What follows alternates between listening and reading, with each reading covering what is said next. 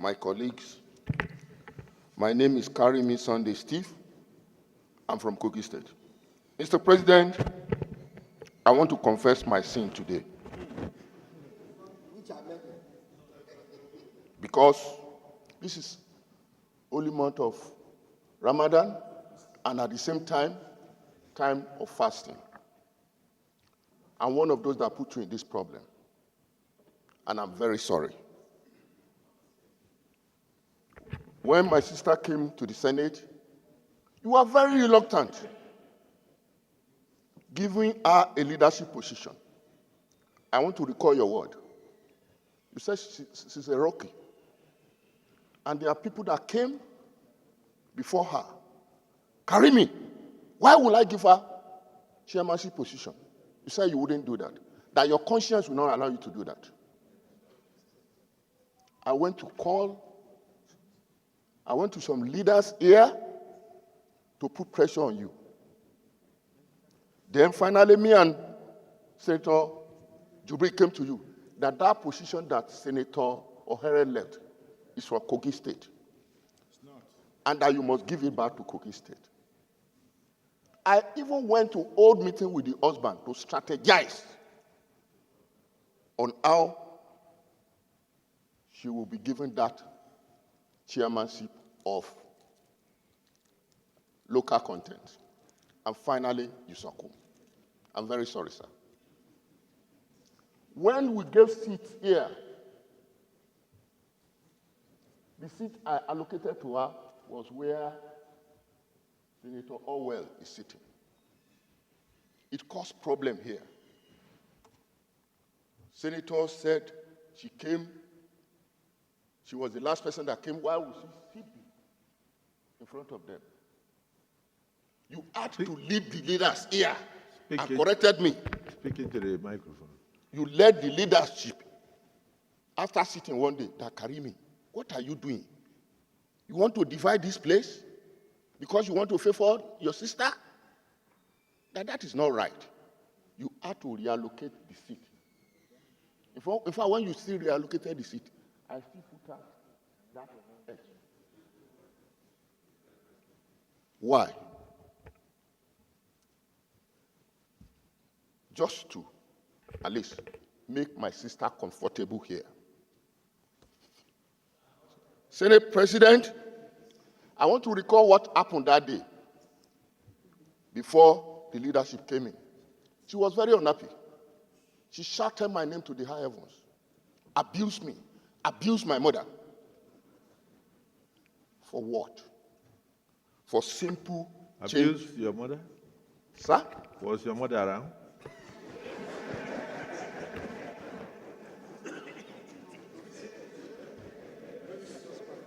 Mr. President, it's very important you listen to me, my colleagues.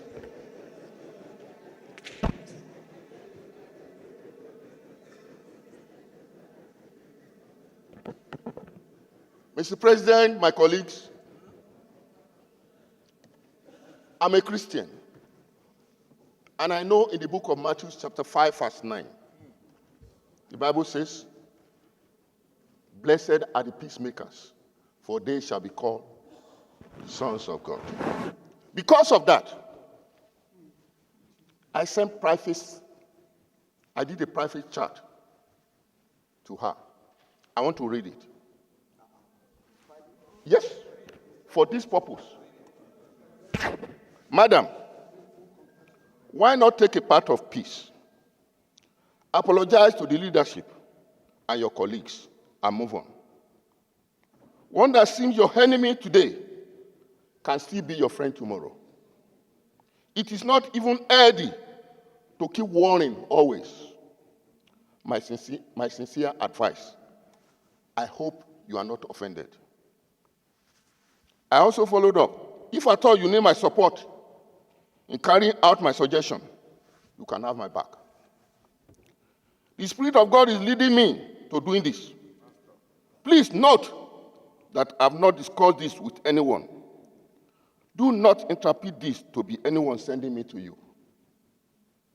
Your husband is our friend that will enjoy a valued relationship. with, and I owe him a lot to have decided on this move. God guide you aright. He who fights and run away may live to fight another day. Those advising you to keep fighting, most of them doesn't know what it takes to win an election to the Senate. You know your labor, the pain, the struggle to get where you are. You need a good relationship with your colleagues to get the best for your people. A little here, a little there, bending to people's opinion. A good politician will do all possible to move on. Note that we have not spoken for 6 months. So I've changed my mind and do what I'm doing tonight. Is the grace of God in me. This text was sent on 24th February 2025. She received it because I know some people also told me a reaction to this test, even in Singapore, where they were. Mr. President, just like Moses told God, the Lord told Moses at the mount of Horeb, you have stayed in this mountain for too long. We have stayed in this mountain for too long. Let us take Nigeria to the promised land. There are works to do for our people. We are not sent here because of all these intrigues and all this rubbish. We are sent here to work for our people. Let the decision of the committee, let it stand. Thank you. Mr. President, for this opportunity that you have given to me to make a few remarks about what is on the table before all of us. Distinguished colleagues, I know how senators have been feeling about the subject of discussion today. Mr. President, distinguished colleagues, I am sure that all of us are very well aware of the efforts that were made to avoid today. And so I want to say, on behalf of myself and my colleagues on this side of the aisle, that we feel very sad that this thing is coming from this side. I would have loved that it is coming from this side.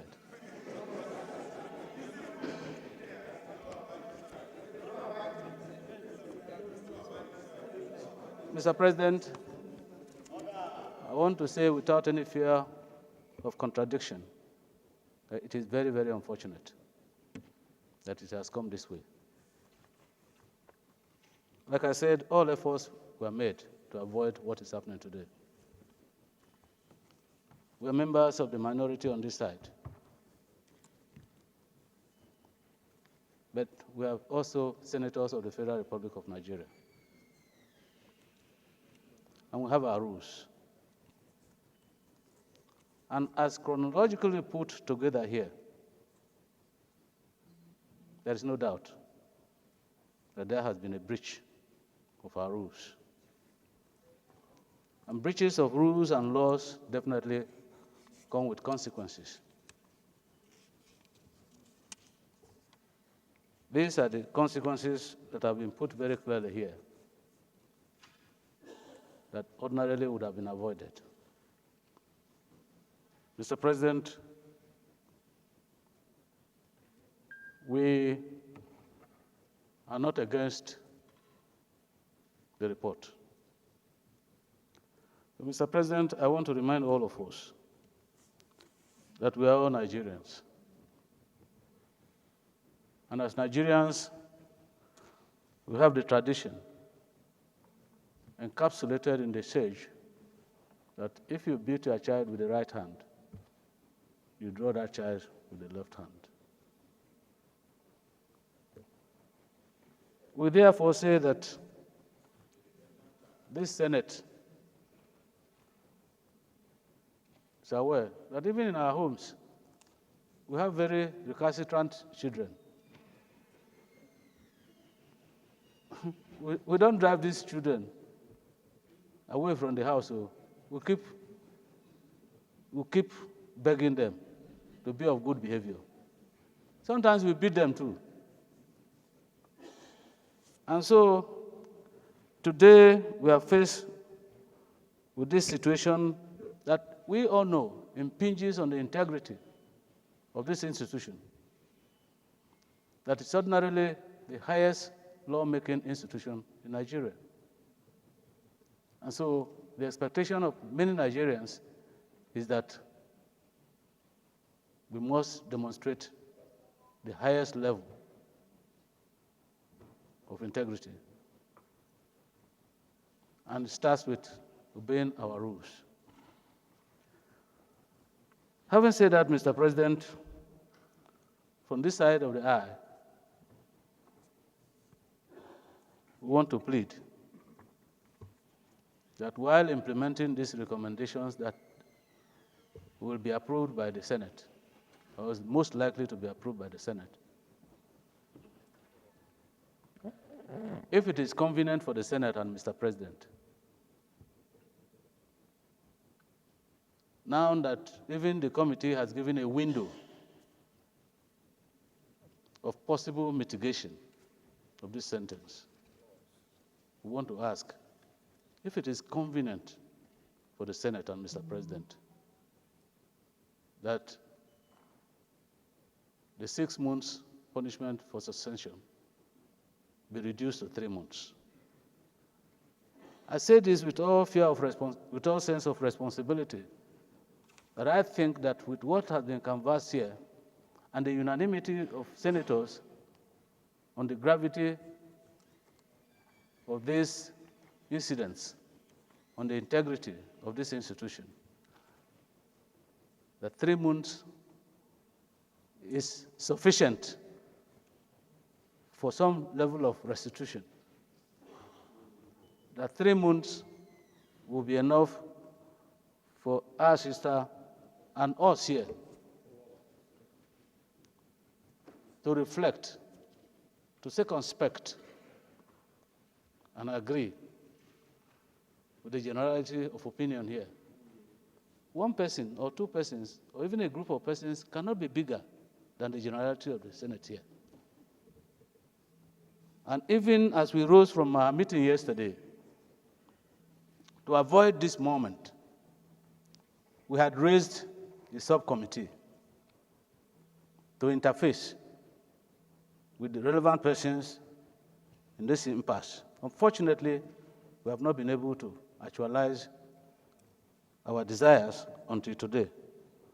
And so, Mr. President, on behalf of myself and my colleagues here, we just pray that this type of ugly circumstance will not rear its head again. And going forward, having admitted that we are one family in this Senate before, that we will continue to remain the one family that we have adopted for ourselves in the past, believing that Nigerians are looking up to us for laws and checks that will bring succor to the ordinary Nigerian. I think that, as unfortunate as it is, this distraction is avoidable. And after today, Mr. President, I hope very sincerely that all of us will put hands together to ensure that we abide by the rules of the Senate, that we conform ourselves and focus ourselves very, very sensibly on the reasons why we are here, to make laws for this country, to attract benefits to our constituencies, and ensure that Nigerians benefit from good governance. Mr. President, I thank you for this opportunity.